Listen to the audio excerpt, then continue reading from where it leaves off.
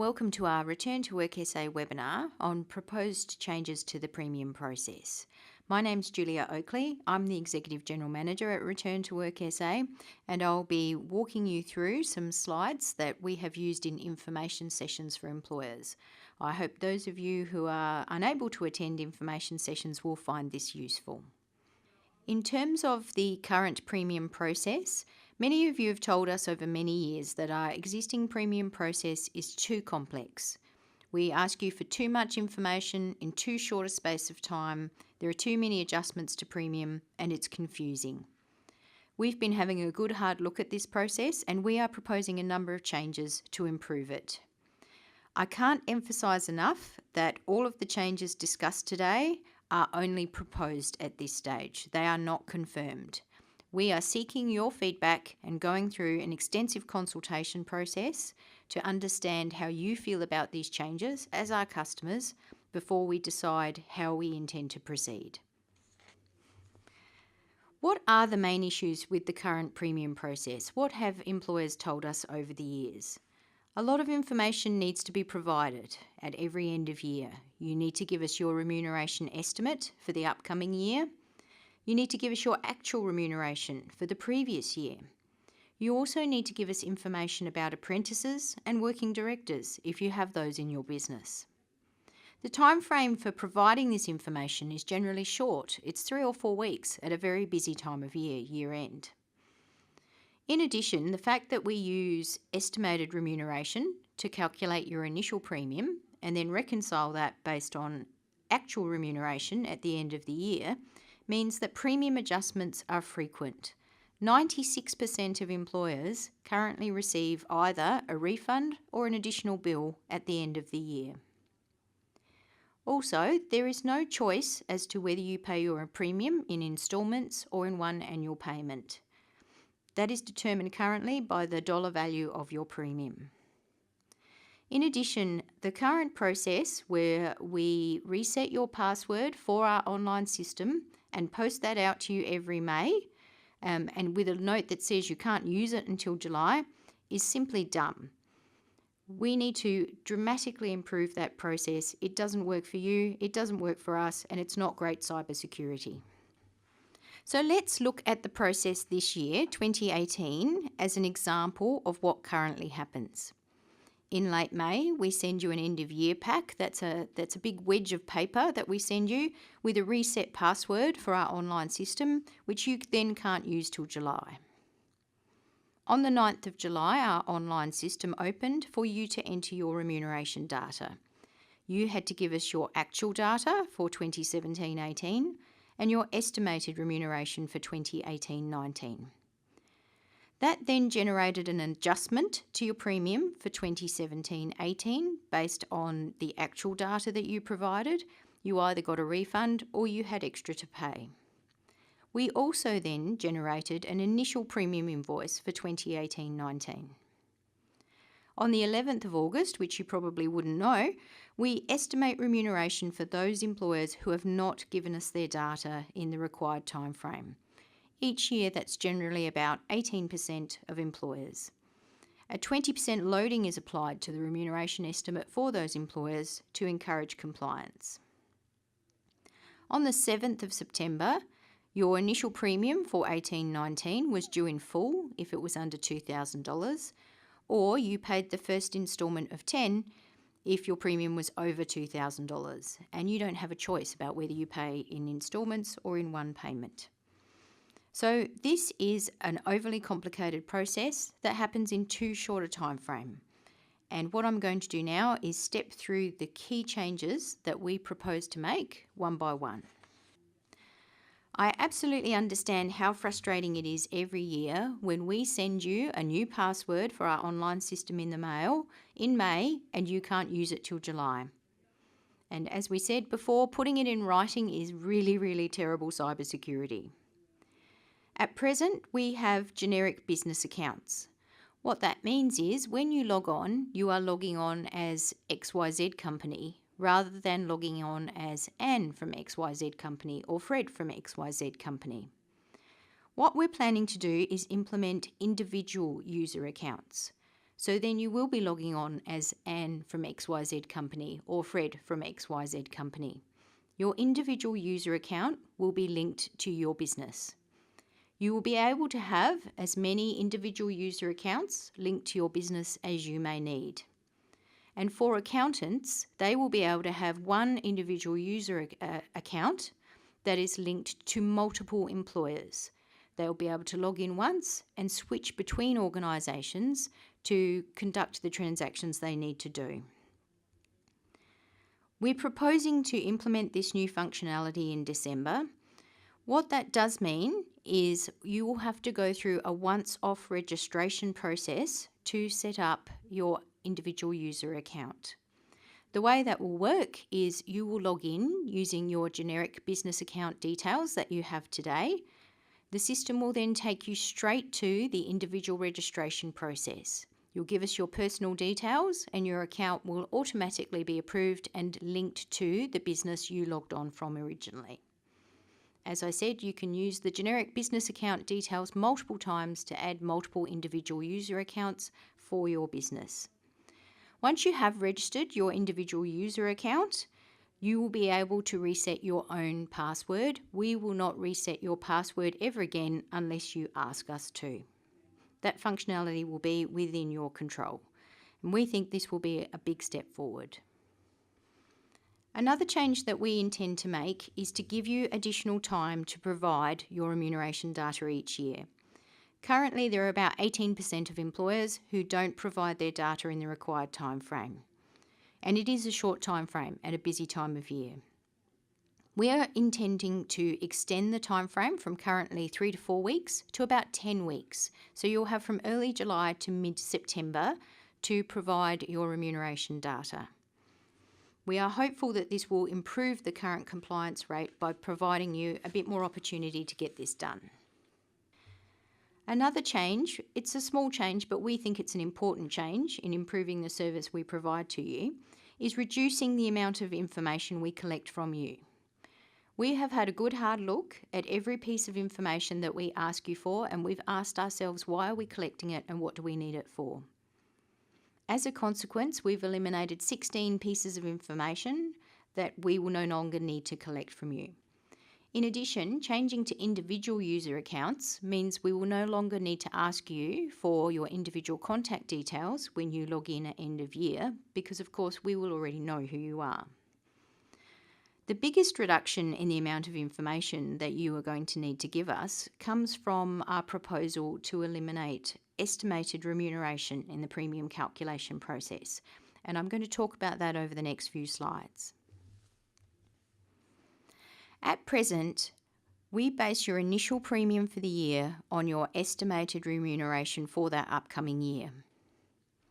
Then, at the end of the year, when you provide us with your actual remuneration for that year, we adjust your premium. Technically, this is called calculating a hindsight premium. This means we reconcile your actual remuneration with your estimated remuneration, work out your premium all over again, and you either get a partial refund or you get another bill. 96% of employers have this experience every year. Employers have often told us they don't like this approach. It means it's hard for you to predict what your costs are going to be for the year. It's hard to budget for that. It's hard to manage your cash flow. It means the amount that you start to pay in September or do pay in September is not necessarily certain. There's an adjustment coming at the end of the year. There's a strong preference that we're hearing for predictability and certainty, for the initial premium to be the final premium. So we've looked at ways that we could achieve that. So let's talk about premium adjustments. Every year, 96 or 97% of employers have an adjustment, primarily due to the difference between estimated remuneration and actual remuneration. Remuneration is a difficult thing to estimate. It's hard to get right, so that's quite understandable. The graph on this slide shows you that 63% of these adjustments are within 10% of the initial premium. So the dollar amounts that we're talking about tend to be really small. That's the tall blue column and the tallest red column. If we look at adjustments that are within 20% of the initial premium, plus or minus, we're up to 78% of the total adjustments. That's the columns that are in the green box. Overall, 61% of employers got a refund because they overestimated their remuneration at the beginning of the year, and that's a sensible thing to do. That's what I would do if I was in your shoes too. And 39% of employers had to pay a bit more because they underestimated their remuneration. The really striking thing about this graph is how small the vast majority of adjustments are. They're really just not worthwhile. And if we base your premium on actual remuneration rather than estimated remuneration, we can eliminate these adjustments.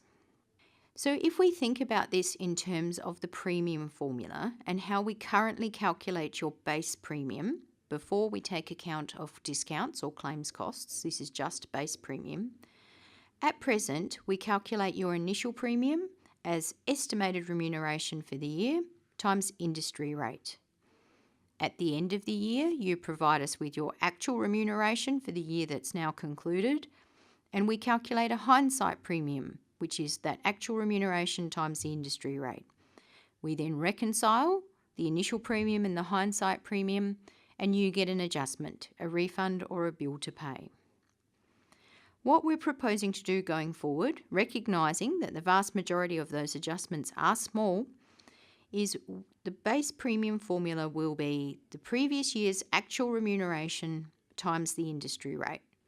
There will be no hindsight premium, there'll be no adjustments to that premium. The following year, we'll use the actual remuneration that you give us that year times the industry rate to calculate your base premium again. It's a much simpler system. If we think about this change in terms of process, there are some significant gains. At the moment, as you can see from this slide, what generally happens is you go in July and give us your estimated remuneration, and the online system generates an invoice for you. If you then adjust your estimate, you might have forgotten to include some data, you might have changed your calculations. Many employers do this every year and it's perfectly okay. You go in and adjust your estimate, and our system then generates some adjustment notes for you. So then you're looking at your initial premium invoice and your adjustment notes, and you're trying to figure out what it is you're supposed to pay starting in September. Then at the end of the year, we ask you for your actual remuneration, and you get another bill or a refund based on the difference between that and your estimated remuneration. Overall, this means payments are unpredictable. You get confused about the amounts due. You've got premium notices, you've got adjustment notes, you've got a hindsight premium notice at the end of the year. And there are all these adjustments that we've talked about. 96% of employers getting an adjustment, but they're tiny, tiny amounts. This is too complex and we think we can do better. In our consultation materials, we've used the sentence, premiums based on actual remuneration will only be adjusted in exceptional circumstances. So everyone wants to know, what does that mean? Well, remuneration is rarely stable from year to year, and we recognise that. And even though we're very keen to eliminate the 96% of adjustments that happen each year, which are trivial, we recognise that sometimes unexpected things happen in your business. For example, you might lose a major contract. You might have a catastrophic event such as a fire or a flood. You might sell or close a significant part of your business. You might lose a key person in your business who generates a significant amount of revenue. In these circumstances, rather than waiting to have these changes reflected in your actual remuneration and your premium for the following year, you may be of the view that you need a premium adjustment in this current financial year. If that's the case, we encourage you to apply to Return to Work SA, and we will consider whether a premium adjustment should occur. We will take into account the circumstances of your business, and as a general rule, though it is by no means a hard and fast rule, if the change is 20% or more, we will be prepared to consider it. Though I can't emphasise that this is not a game of numbers, and that is not a hard and fast rule. If there is a change in your business that impacts your remuneration and causes financial hardship to your business, then you should absolutely apply to us, and we will consider whether a premium adjustment should occur. The last change that we are proposing is around payment options. As I've said, at present, if the premium is over $2,000, we default to 10 instalments starting in September. If the premium is under $2,000, it defaults to one annual payment due in September. Going forward, every employer will have the choice as to whether they pay annually or in instalments, regardless of the dollar value of their premium. There will be 9 instalments instead of 10 starting in October. This is because we've extended the time frame for you to provide your remuneration data. Instead of providing it by the end of July, you'll have till mid-September. That means something has to give, so therefore there will be 9 instalments starting in October instead of 10. The benefit for you, of course, is the money stays in your account for a month longer, September to October. Another issue that we're proposing to solve, and again it's a minor issue but we still think it's important in terms of customer service, is at present, of the 10 instalments, 9 are equal and the last one has the odd dollars and cents that don't quite round down. We are going to ensure that the 9 instalments are equal, so therefore you can set up a direct debit or however you choose to pay and set and forget. You won't have to make an adjustment for that final instalment. So let's go back now to the current process that I showed you earlier in this presentation and look at the things we're proposing to change. As I've talked about, we're going to change the fact that we send you an end of year pack in late May with a reset password, all done via Australia Post Mail. You will log on to our once off to our new individual user account creation process. You'll then set up your individual user account. Your password will be within your control. We've talked about the online system being open for longer and ultimately you having to provide us less remuneration data, just the actuals, and we've eliminated some other fields that are not necessary. We've also talked about usually on the 11th of August, we would estimate remuneration for employers who have not provided data. We're going to stop providing the 20% loading and I will talk a bit more about that in a minute. And we've also talked about the choice of whether you pay in instalments or in an annual payment and when that will occur. So what might the process look like if we implement all these changes? How will it be different going forward? So let's look at how this might look in 2019 and 20. And if we do go forward with these changes, noting that they are only proposed at this stage, we would like to implement this for the 2019-20 premium year. So from January 2019 onwards, you would go through the once-off registration process to set up your individual user account. Then on the 1st of July or thereabouts, we would open our online system for your remuneration data and you'd have until mid-September to provide that data. You will give us your actual remuneration for 2018-19 and that will generate an adjustment for 2018-19 premium, but that's the last time that will happen. Your premium invoice for 2019-20 will then be generated based on that actual remuneration for 2018-19. You won't be providing estimated remuneration. In late September, we will estimate remuneration for those employers who have not provided their data and we're hoping it's going to be a lot less than 18%. We won't be applying a 20% loading for those employers who have not provided their data. We will apply an increase which is more reasonable, something that's linked to wage prices index or CPI. We haven't quite determined that yet, but the 20% loading hasn't worked as a compliance tool, so we're going to do away with it. In October, you will decide whether to pay your 2019-20 premium in full or to pay the first of 9 instalments. And you can decide it at that point when you have the invoice in front of you and that first payment is due. And that's it for the year. There won't be an adjustment at the end of the year. There'll be no hindsight premium. In July the following year, we'll repeat that cycle all over again. You'll provide your actual remuneration for 2019-20 and we will invoice you for 2020-21 based on that actual remuneration. So going forward, each year that will be a much simpler process. We feel very, very positive about the changes that we've proposed, but of course, we are seeking your feedback and we want to know what you think. So as part of this consultation process, we have emailed all registered employers that we had valid emails for. That's over 40,000 employers. We've posted information on our website.